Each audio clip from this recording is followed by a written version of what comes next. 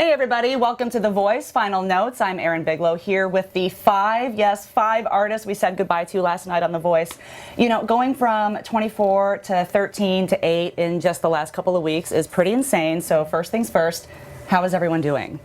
Hanging in there? All right. Yeah, okay, good. So LB, I think I'm going to have to start with you because you had just won the comeback stage, only to be faced with singing for the Twitter save right after that. So what was that back-to-back pressure like? The comeback stage was intense. Definitely wanted to be in that top 24. Didn't quite make it, but it was good. It gave me a chance to kind of come on out, underdog type. But yeah, to be back on stage doing the same thing that I did a week ago, it was good. I mean, the experience, it taught me a lot, and I was ready. I don't mind being underdog, but it was a little, I guess I was used to it. We went backstage, and I was like, yeah, I've been here before. I mean, the odds are looking pretty great for Blake's team at this point. He has 5 artists in the top 8. So, as the only Team Blake artist, Olive, you have to tell us, is there any like secret to that sauce? I mean, you didn't get to work with him for too long, but share a little bit of insight on what his secret is. I don't know. I mean, our practices are very chill. We feel very comfortable. Maybe that's like just super important. It's chill, but he's always means business. So I guess that's the secret. What he told me was to just stay true to myself and not try to change for anything. Just do me the way I do me, and that's what really helped me. So. What did you think about some of the criticism that too many talented people went home too early, not just too early, but maybe too many all at once? You know, 3 of you were 4-chair turns, so plenty of people still left in the competition were not. I mean, is it just sort of the name of the game and you gotta be ready for anything? Yeah, I feel like, like you're right, like, it's just the name of the game, and at this point, even starting with the top 24, everyone was so incredibly unique from each other that it's really hard to compare one artist from another. At that point, it all came down to like what America preferred. Yeah. But what was important to me was that we all got on that stage and were able to like be our authentic selves with our songs, and we're able to pour our hearts out. So, yeah, I don't know. I think like great people leave great talented people leave every week, and we have such a talented season that like going into every like elimination, we're all like, we don't know what's gonna happen. And I think it's just based off of demographics and what people like and who's watching the show that season and what they want to see, and you know, I think it varies. I mean, it varies from season to season who ends up, you know, in the top 13 or whatever. Yeah. And what do you guys think about maybe the idea that people are also voting for coaches and not just artists? How much of that plays a role, do you think? I think that's a big role. I think that plays a big thing in it. But we had great coaches, you know. It is a little bit of a popularity contest at this point. On both sides, right? On both sides of this guy. So, I mean, it's just you do what you can do. So with the teams being so skewed as they are, I mean, does it matter? Is it quality or is it quantity? Or a little bit of both? How do you think that balances out? I guess it is a little bit of both. Yeah.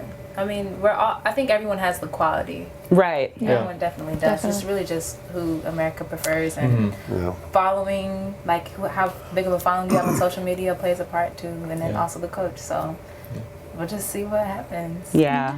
Now, Olive and Celia, you are the only ones, I believe, who actually switched coaches at some point. How did that deepen your experience on the show? Oh, that was, honestly, I'm very glad it happened, because I get to work with 2 amazing people in the music industry who have first-hand experience with what I'm about to go into.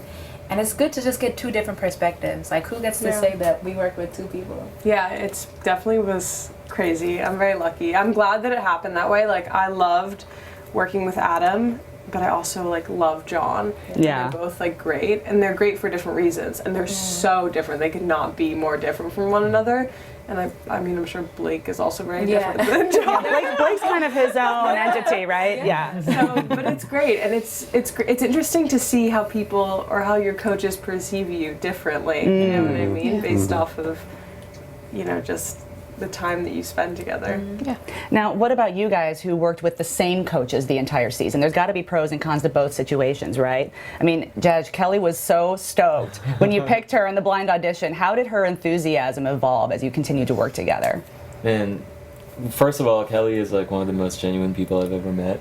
And she was just so stoked from day one, and the fact that she saved me during the top 24 elimination, that like meant so much to me, because that just means she still sees something in me.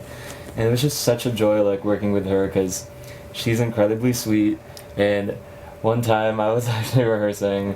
There's a little bit of tea, but Spill it. We want it. No, but it just shows how awesome Kelly is. But she was just like eating Taco Bell, and she wasn't, like she was just like so casual and like made you feel so comfortable. And she was like, "Don't judge me, I'm eating Taco Bell." And I'm like, "No, what are you talking about? I love Taco Bell." Yeah, keeping it real. Like, yeah, she's keeping it real like all the time. So I'm just really glad that I chose her because I think she's very consistent and super passionate into putting time and effort into like molding her artists. Before we let you guys go, they're not here, but we're going to talk about them anyway. It is time for Coaches Confidential. We're going to get to know a little bit more about the stars behind the artists on The Voice. So first things first, which coach is the most different in real life than they are on TV? Who caught you the most off guard? Because you think you know them after watching them for years, but you guys have the inside scoop. And just hold up your answer when you're ready. Okay. You don't have to overthink it. Literally, like the first one that comes to your mind. Okay. Who do we got? We got John. We got Blake. We got Adam and John. Okay, John wins out. Yeah. What caught you off guard about John? What were you expecting versus what he was like? Actually, I'm kind of going a little based off of something she's told me about him. Like, I guess you said like on camera, like not to say that he's like, different dude on and off camera, but he seems very like almost regal and like poised. And so like when he's being comfortable, it's almost funny and like weird when because because he just seems so like all the time. Yeah. So, I don't know. It's the EGOT, I think. I think the EGOT gives him that kind of glow. The permanent glow. I guess so, yeah. Yeah, he's not like a different human being. Yeah. He's definitely authentic on camera as well. He's just a variation of himself, but in private I think he is more comfortable and kind of like lets this kind of like little goofy side out slightly, which like you don't lets out his inner Chrissy. Yeah, I feel like he has to be. Yeah, you have slightly. like, the thing is that Chrissy is like so out there. And John's got something happening as well. Like he doesn't show it as much, but it's a great side. I love that side of John. All right. So which coach is the biggest diva? That can be taken as a compliment too, so don't be afraid. Do not be shy. I know there's a diva in there. At least one. No. I don't know. I don't actually know that if there is. I hesitate. I hesitate. Gut instinct. I know why you're hesitating. If you're hesitating, that means there's more than one. You know what? I gotta do it. I had a feeling this was going to go this way. Are you going to go with the crowd, or do you have another choice? It's too late. We all know Feel free to chime in with an outlier. It's not even like in a really like bad way. It's No, of course. just like No, he's just a sassy He's just queen. It kind of goes with the brutally honest thing, right? No, it's like a good thing. It's not yeah, bad. it's not like bad. oh he's a diva. It's like it's funny. But like, Sass Queen, I love that. I think we need to Yeah, zone it's in just on that a sass little queen. bit. I mean, he just does what he wants, and it's like, why Yeah. not? He should do what he wants. Yeah, I agree. pretty I mean, he much. sits like this.